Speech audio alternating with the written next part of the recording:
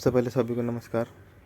Nifty fifty के अंदर video मुझे बनाने की ज़रूरत नहीं है, क्योंकि मैं सीधा सीधा आपको बोल दिया था कि ईटीएफ में बाय करोगे तो फ़ायदा रहेगा और कोई रॉकेट साइंस नहीं, कोई दिमाग लगाने की ज़रूरत नहीं।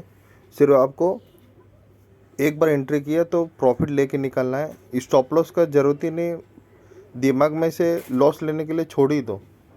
निफ्टी 20 बाय करो या बैंक 20 बाय करो तो आपको प्रॉफिट हुआ ही रहेगा 100%, गड़बड़ी नहीं। और यहाँ पर भी बोला था कि अगर यहाँ पर अगर बाई चांस अगर ऊपर नहीं भी जाता है तो भी बाउंस बैक तो करेगा ही निफ्टी फिफ्टी, आपको निकलने का तो मौका देगा, लॉस नहीं हो सकता आपको। लेकिन आप देख सकते हो कि लॉस भी नहीं हुआ और अच्छा खासा अप ट्रेंड भी हो गया। और क्लियर कट बोला था कि अप ट्रेंड हो जाएगा, क्योंकि मार्केट अगर यहाँ से इसको तोड़ देता ना तो क्रैश हो जाता था, लेकिन मेरे को मालूम है कि इसको नहीं तोड़ेगा। और क्लियर कट आपको यूट्यूब पे भी ले चलता हूँ, देख सकता। और क्लियर कट इस दिन भी मैं बोला 1 तारीख को कि आपको मैं कुछ भी हिंट दे दूंगा तो आप जाकर पुट में बाय कर लोगे। तो यही होता है, क्योंकि मार्केट क्या है, हजम नहीं होता है। मेन कैसा है कि जैसे मार्केट क्या है, मार्केट में जैसे ये ऊपर जा रहा है, ठीक है, तो ये हजम नहीं होता है कि कैसे ऊपर जा रहा है, कैसे ऊपर जा रहा है। लेकिन वो वही करवाता है कि समझो किसी ने मार्केट को सेल किया तो उसका स्टॉप लॉस किधर, तो उस तरीके से मार्केट घसकते जाता है और तब तक घसकाता है जब तक कि सब लोग बाहर नहीं निकल जाए। सब लोग बाहर निकल जाएगा तो फिर मार्केट को गिरा देगा। तो ये वजह है, इसके लिए मैं बोलता हूँ कि ईटीएफ में बाय करोगे तो कोई टेंशन, क्योंकि एक साइड आदमी डायरेक्शन में बैठता है, सिर्फ बाय करता है, सेल कर ही नहीं सकता है, तो उसको प्रॉफिट होता ही होता है।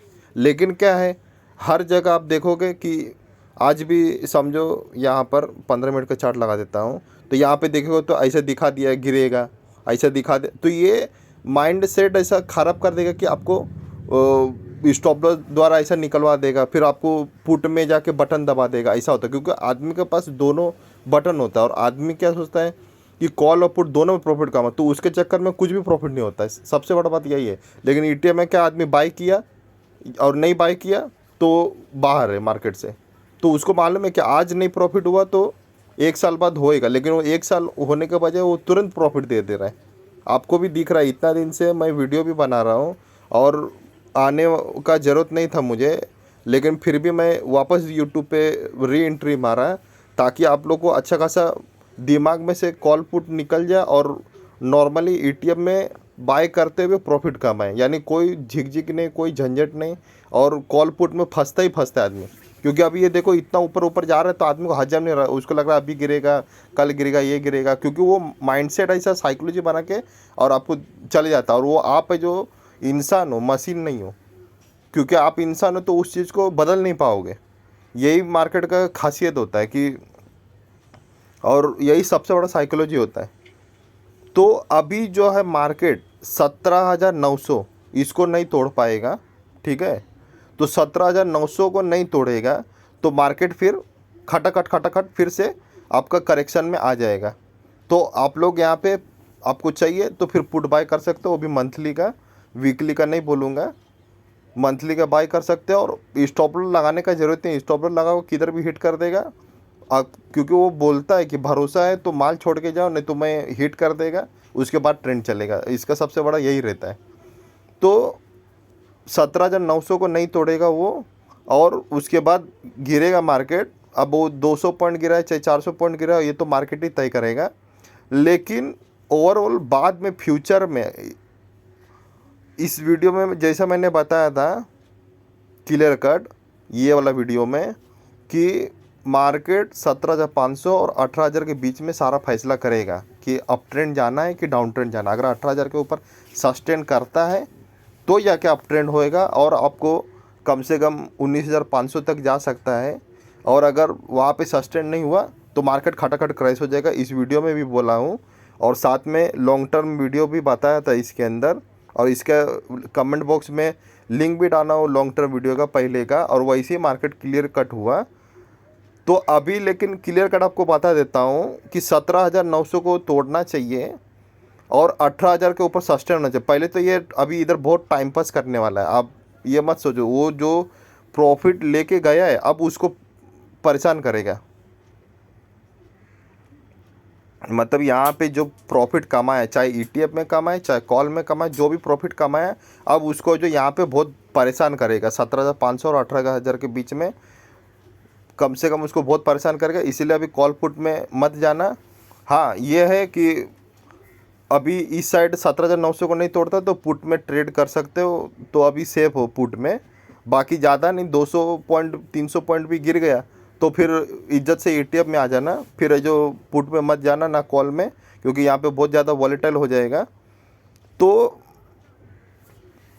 यहाँ पे फिर ईटीएफ में ट्रेड करना, और 17,900 को तोड़ना चाहिए और 18,000 के ऊपर सस्टेन होना चाहिए फ्यूचर में, चाहे 2 सप्ताह के बाद आए।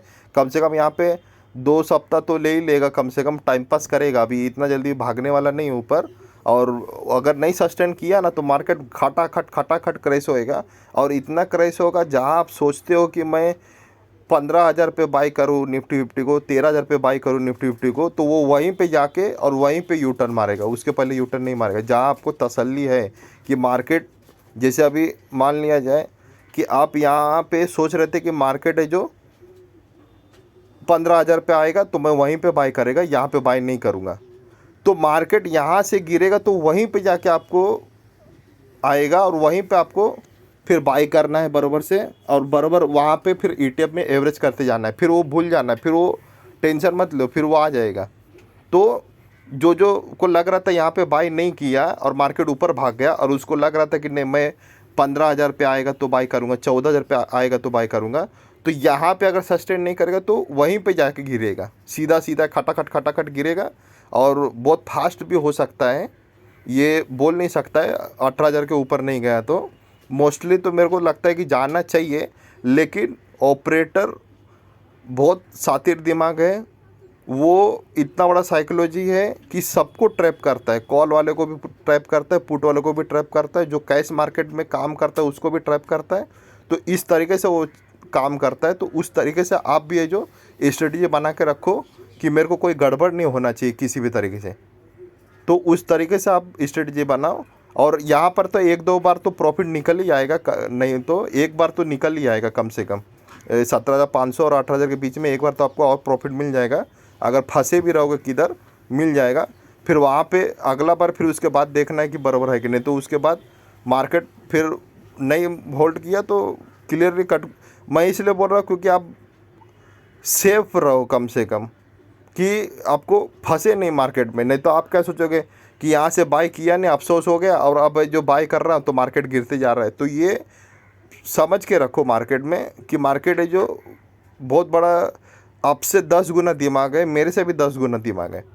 तो वो इस तरीके से काम करता है कि सबको लेके डुबाता है, और इस तरीके से आपको करेगा ना कि साइकोलॉजी भर के, अभी जैसे यहाँ पे साइकोलॉजी भर देगा कि मार्केट ऊपर ही रहेगा, मार्केट नीचे आ ही नहीं सकता है। ओमिक्रॉन का है तेल लगाने, कोरोना का है तेल लगाने, ऐसा ऐसा करके आपके दिमाग में आने लगेगा कि अरे कुछ नहीं, मार्केट का कुछ नहीं, सीधा खाली गिरता है तो बाई करो, बस ये दिमाग में आपको लग रहा होगा। तो ऐसा मत समझो कि मार्केट कभी भी आपसे 10 गुना तेज है। तो यहाँ पे सस्टेन होना चाहिए 18,000 यानी 17,900 के ऊपर जाएगा तो कम से कम 200-300 पॉइंट ऊपर सस्टेन होना चाहिए। अगर नहीं हुआ तो फिर मार्केट गिर जाएगा, और वहाँ तक गिरेगा जहाँ तक आप सोच रहे थे। यहाँ पे सोच रहे थे कि यहाँ से और गिरेगा, तो जो सोच रहा था 14,000, तो वहाँ पे आप ईटीएफ लगा के रख दो फील्डिंग, वहाँ पर आराम से आ जाएगा, कोई टेंशन नहीं, और वहाँ से फिर अच्छा खासा अप ट्रेंड होगा। तो यहाँ पे आपको देखते हो रहना। फिर ये समझो मेरा लास्ट वीडियो इसलिए बना रहा हूँ क्योंकि मैं यही सोचता हूँ कि अभी भी मार्केट में बहुत सारे लोग ट्रैप हो रहा होगा, क्योंकि उसको यहाँ पे साइकोलॉजी भर दिया और वो पुट में बार बार जा ही रहा होगा, और उसको हजम नहीं हो रहा कि मार्केट कैसे ऊपर जा रहा है। क्योंकि इन लोग का ये कोडवर्ड जो रहता है ना, उस तरीके से इन लोग काम करता है, लेकिन जो इंसान रहता है वो बदल नहीं पाता अपने आप को, और वो बदल नहीं पाता है, और फिर धीरे धीरे वो फंस जाता है ट्रेड में, और उसको फिर वो पोजीशन काट भी नहीं पाता है।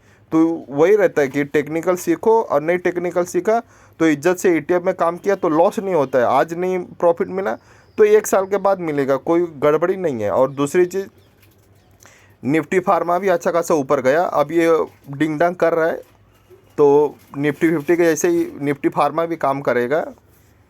सब एक ही साथ चट्टे पट्टे चलते एक ही साथ। और ग्लेनमार्क का मेरे हिसाब से ये देखो लाइन मैंने खींचा हूँ, अभी आपसे ही मैं पूछता हूँ कि इसको नीचे जाना रहता तो ये ऊपर क्यों आता? सीधा सीधा लॉजिक है। अगर इसको नीचे जाना रहता तो ये ऊपर क्यों आता? सीधा सीधा लॉजिक। तो इसको बाय ऊपर जाना ही है, ठीक है, लेकिन अब वो कितना जाएगा वो ऑपरेटर तय करेगा। हो सकता है 570 से गिर जाए, लेकिन अगर 570 से गिर के वापस आ गया तो वापस अप ट्रेंड हो सकता है, लेकिन मेरे हिसाब से ऊपर जाएगा।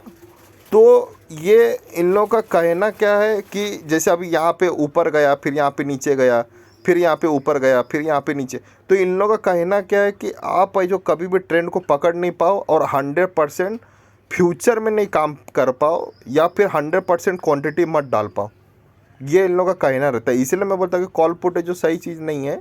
ईटीएफ में क्या है, फंस गए तो नीचे नीचे बाय कर लिया, माल उतना रखा है तो प्रॉफिट हो ही जाता है ओवरऑल। लेकिन 100% आदमी क्या सोचता है, अरे ये ब्रेकआउट दे दिया ऐसा, अब तो जाएगा ही जाएगा, लगाओ फ्यूचर में माल, लगाओ कॉल में माल, तो खटाखट खटाखट नीचे आ गया, फिर नीचे सेल किया तो ऊपर आ गया। तो ये इन लोग का यही है। स्टॉक में तो सबसे ज़्यादा कॉल पुट में जाना ही नहीं है, ना फ्यूचर में जाना है ना कॉल पुट में। सीधा सीधा इज्जत से बाय किया कैश मार्केट में, ठीक है, कोई टेंशन नहीं। और निफ्टी 50 में फ्यूचर मतलब फ्यूचर या कॉल पुट में काम कर सकते हो, वो भी अगर बराबर आपको आता है तो इन लोगों का यही कहना है कि आप कभी भी 100% श्योर नहीं हो सकते हो, और वो श्योर आपको हर समय गलत करेगा। इसके लिए वो ऑप्शन फ्यूचर ये सब गलत है। तो इस तरीके से स्ट्रेटेजी बना कि मैंने एक किस्त बाय किया, अब यहाँ से नहीं गया तो मैं और नीचे नीचे बाय किया, और यहाँ से अगर मान लिया 100 ही क्वांटिटी बाय किया, यहाँ से ऊपर गया तो 100 क्वांटिटी में प्रॉफिट ले लिया, और अगर नहीं गया नीचे नीचे आ रहा है तो मैं बाय करते गया 200 क्वांटिटी 300 क्वांटिटी। फिर अपना जो स्टॉप लॉस का एरिया है वहाँ पे अभी भी इसने स्टॉप लॉस से जो सही ढंग से यहाँ पे क्लोजिंग नहीं दिया है, तो ये 480 के नीचे क्लोजिंग दे देता है तो निकल जाना, क्योंकि अगर ये ऊपर नहीं गया तो बहुत तेज़ी के साथ खटाखट नीचे गिरेगा, लेकिन ये ऊपर ही जाना है मेरे हिसाब से। लेकिन ऑपरेटर है, कुछ भी करता है स्टॉक में, बैड न्यूज आ गया तो वो गाड़ी को घुमा भी देगा, लेकिन ये ऊपर ही आएगा। और हो सकता है कि वो आपको ऐसा दिखा दे गैप अप हो खुलेगा, और सबको क्या लगेगा यूट्यूब पे कि गैप अप खुलता है तो सेल करो, तो उसी दिन वो सेल करेगा रिटेल लोग, और वो फंस जाएगा, और वो गैप अप खुल के थोड़ा सा 10 पॉइंट गिराएगा, 10 पॉइंट गिराने के बाद सीधा ऊपर मार देगा। तो इन लोग का ये जानबूझ के फंसाने का तरीका होता है। तो ये याद रखना, गैप अप होगा तो सेल तो बिल्कुल मत करना इसको, और होएगा तो कैश मार्केट में बाय कर सकता। अगर वो गैप अप खुला तो बाय कर लिया थोड़ा सा क्वांटिटी, ज़्यादा नहीं, हल्का सा क्वांटिटी, कि अगर नीचे आ गया तो मैं और बाय कर सकूं, और नहीं आया, अगर वो गैप अप खुल के सीधा सीधा ऊपर गया तो प्रॉफिट बुक कर लिया, बात ख़त्म हो गया। तो कम से कम 570 तक के आसपास तो आना है। अब वो ऑपरेटर ही तय करेगा, और अभी भी ये थोड़ा बहुत टाइम पास करेगा 2-3 दिन, लेकिन अप ट्रेंड ले जाएगा फटाक से मेरे हिसाब से। और इसको नहीं तोड़ना चाहिए, इसको तोड़ेगा 480 को तो फिर इज्जत से निकल जाना स्टॉप लेके। कोई दिमाग में मत सोचना कि क्यों गिर गया नहीं गिर गया, सोचना ही मत। 480 को तोड़ दिया तो बिना पूछे ही निकल जाना, और इतना लॉस लेने का हिम्मत रहेगा तो ही प्रॉफिट देता है ऑपरेटर लोग, नहीं तो प्रॉफिट नहीं देता है। और फ्यूचर कॉल पुट में जाने ही मत, ऐसा मत सोचना। अभी सोचो उस दिन मैं बोला कि ऊपर जाएगा, लेकिन ये यहाँ पर ले के आके ऊपर जा रहा है। अब सोचो, तो इन लोगों का यही है कि अगर कोई कॉल 100% श्योर रहता, कॉल में बाय करता तो उसको लॉस हो जाता। तो ये इन लोगों का यही है कि आप कभी भी 100% श्योर हो ही नहीं सकते हो स्टॉक मार्केट में। आपको हमेशा हर वक्त गलत करते रहेगा, एनी टाइम गलत करेगा। सीखे रहोगे तो भी, नहीं सीखे रहोगे तो भी, सीखे रहोगे तो थोड़ा सा बचे रहोगे। 100% उसमें भी पास नहीं हो पाता है, लेकिन गलत करता है, मार्केट का साइकोलॉजी है। और स्टॉक में तो ज़्यादा डिंग डंग करता है, बाकी निफ्टी 50 में इतना नहीं है, उसमें बच जाता है। और ओवरऑल आप देखोगे तो ये निफ्टी 50 कम से कम टॉप से है जो ज़्यादा नहीं गिरा हुआ है, इतना तक ही गिरा हुआ है। लेकिन निफ्टी बैंक जो है वो बहुत ज़्यादा ऊपर नहीं है, यहाँ से आप देखो यहाँ तक ही है, यहाँ से ज़्यादा ऊपर आया नहीं है। तो इसके लिए मैं बोलता कि निफ्टी 50 में किधर भी फंसा रहोगे, आज नहीं तो कल वो आ जाएगा। लेकिन निफ्टी बैंक, निफ्टी फार्मा, ये सब थोड़ा सावधानी पूर्वक काम करना पड़ता है, लेकिन इसमें भी बच जाओगे। लेकिन क्या है, इसमें थोड़ा अगर फाइनेंशियल अगर इसका कमज़ोर है तो ज़्यादा गिरेगा और उठेगा कम, और सब लोग ज़्यादा करके इसी को बाय करेगा जो गिरा हुआ है ज़्यादा। तो ये क्या है, ऊपर जाके फिर फंस जाता है आदमी, ऐसा होता है। तो ये सब सेफ नहीं है। मतलब निफ्टी 50 के बाद सेफ है, यानी निफ्टी 50 सेफ है सबसे पहले, फिर उसके बाद निफ्टी 20, फार्मा, सीपीएससी, ये सब फिर उसके बाद सेफ है, फिर उसके बाद है जो स्टॉक सेफ है।